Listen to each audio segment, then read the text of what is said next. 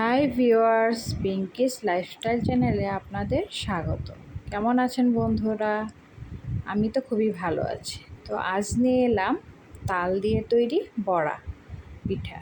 এটা এক ধরনের পিঠা যেটাকে বড়া বলা হয়, তালের বড়া।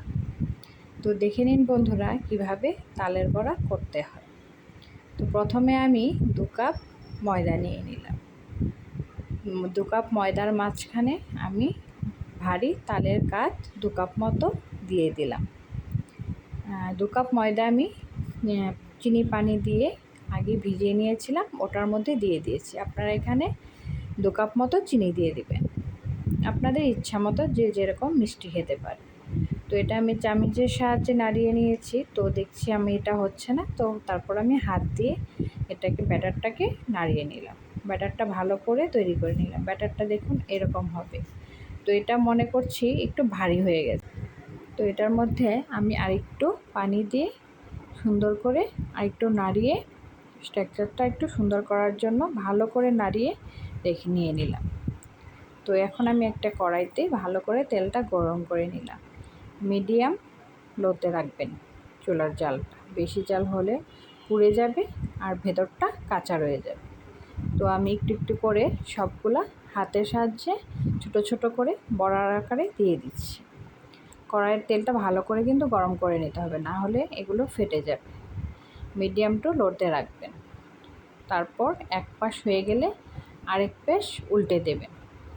যখন কালারটা ব্রাউন আসবে, যখন ঠিক কালারটা ব্রাউন আকার আসবে, ভাজতে ভাজতে পিঠার কালারটা ঠিক দেখুন এরকম আসবে, তখন বুঝবেন হয়ে গেছে। উপরটা ক্রিস্পি আর ভেতরটা নরম থাকবে। যে বেশি ভাজা ভাজা হইলে উপরটা পুড়ে যাবে। তো আমি তুলে নিচ্ছি। এখন আমি আরেকটা দেখিয়ে দেব আপনাদের।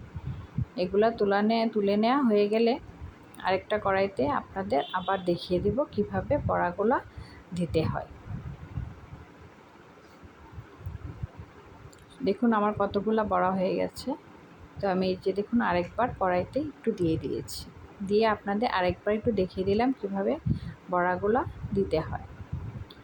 এরকম দেখুন আবার ওগুলার কালার আমার চলে আসছে, এখন প্রায় হয়ে গেছে। একটু একটু আমি উল্টে পাল্টে নিয়েছি।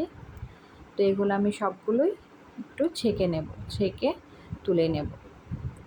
আমার সবগুলা ভাজা হয়ে গেছে, অনেকগুলো পিঠে হয়েছে। তো দেখুন বন্ধুরা কতগুলো পিঠে হয়েছে, আপনাদেরকে আমি ধরে দেখিয়ে দিচ্ছি। দেখুন কতটা সফট, ক্রিস্পি আর ভেতরটা নরম। আপনারা ভাজলে আপনারাও বুঝতে পারবেন কীরকম হয়েছে। দেখুন স্ট্রাকচারটা ভিতরটা একদম সফট, ছিঁড়ে যায় খুললেই, আর উপরটা ক্রিস্পি। কতটা নরম হয়েছে, খেতে অনেক ভালো লাগবে। তো বাসায় আপনারা সবাই তৈরি করে আমাকে কমেন্ট করে জানাবেন কেমন হয়েছে।